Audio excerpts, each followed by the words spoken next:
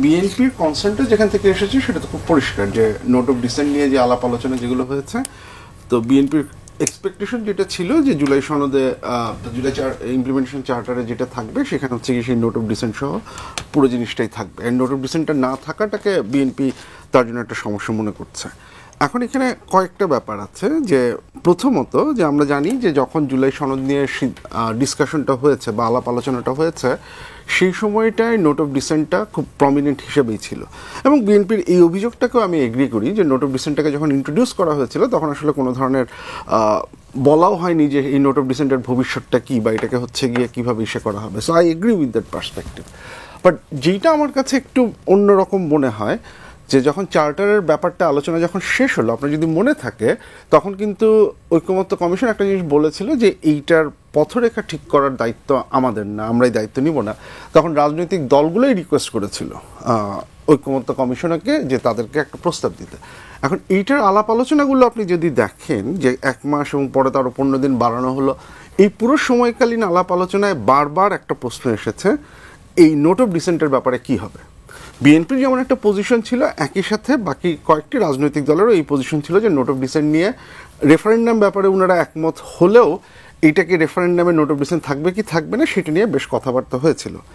ওই জায়গাটায় এসে বেসিক্যালি ঐকমত্য কমিশনের একটা সিদ্ধান্ত নেওয়ার জায়গায় ঐকমত্য কমিশন দাঁড়িয়েছিল, হয় এটা সহ তাকে দিতে হবে অথবা এটা ছাড়া তাকে দিতে হবে।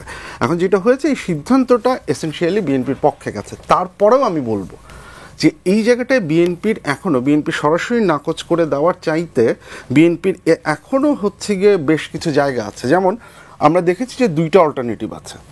এই 2টা অল্টারনেটিভের মধ্যে প্রথম যে বিকল্পটা, সেই বিকল্পটাতে বলা হয়েছে যে আপনি একটা সরকার একটা একটা সংবিধান সংশোধন বিল একটা করে দিবে, সেই বিলটা পাশ হয়ে আসবে, বাট জাতীয় সংসদ যখন হচ্ছে সেটাকে বাস্তবায়ন করবে বা সংবিধান সংশোধন করবে, তখন এই গণভোটে পাশ হওয়া বিলটাকে সে বিবেচনায় নিবে।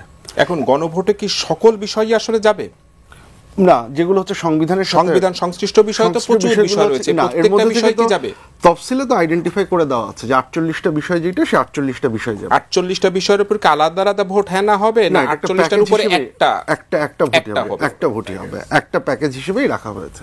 এখন আমি যেটা বলছিলাম যে সেইখানে কিন্তু একটা কথা বলা আছে, বিবেচনা করা হবে, বিবেচনা করা যাবে। এখন এই বিবেচনা শব্দটার একটা ব্যাখ্যা দাবি করে, যে ব্যাখ্যাটা আমার ধারণা BNP, I am sure NCP এবং জামাত অন্যান্য রাজনৈতিক দলেরও ঐকমত্য কমিশন এবং সরকারের কাছে চাওয়া উচিত যে বিবেচনা শব্দটার অর্থটা কি। যদি বিবেচনার শব্দটার অর্থ হয় যে আমি যখন এটাকে বাস্তবায়ন করব তখন সেখানে আমি কিছু যোগ করতে পারবো, কিছু বিয়োগ করতে পারবো, এখানে চেঞ্জ আনতে পারবো, সেটার সাথে নোট অফ ডিসেন্টের কোনো সম্পর্ক থাকবে কিনা এই ক্ল্যারিফিকেশনটা দরকার। এইটা যদি হয় তাহলে এক ধরনের আলোচনা, যদি না হয় তাহলে আরেক ধরনের। এইটা পরিষ্কার দরকার। আমি জাস্ট আরেকটা কথা, একই জিনিস কিন্তু বিকল্প 2 এর ক্ষেত্রেও প্রযোজ্য।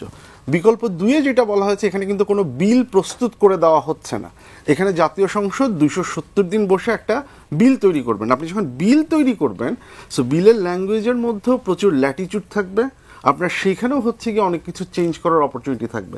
এখন সেটার মাত্রা কতখানি, সেটা কি একদম আপনি এই নোট অফ ডিসেন্টের যে বিষয়গুলো আছে সেগুলোকে সম্পূর্ণ নিয়ে এসে করতে পারবেন কি করতে পারবেন না, এইটারও কোনো ক্ল্যারিফিকেশন আমাদের কাছে নেই। সামনে হয়তো এই ক্ল্যারিফিকেশনটা পেতে পারি, পেলে আমার ধারণা যে এই যে আমরা কথা বলছি সেটা দূর হয়ে যেতে পারে।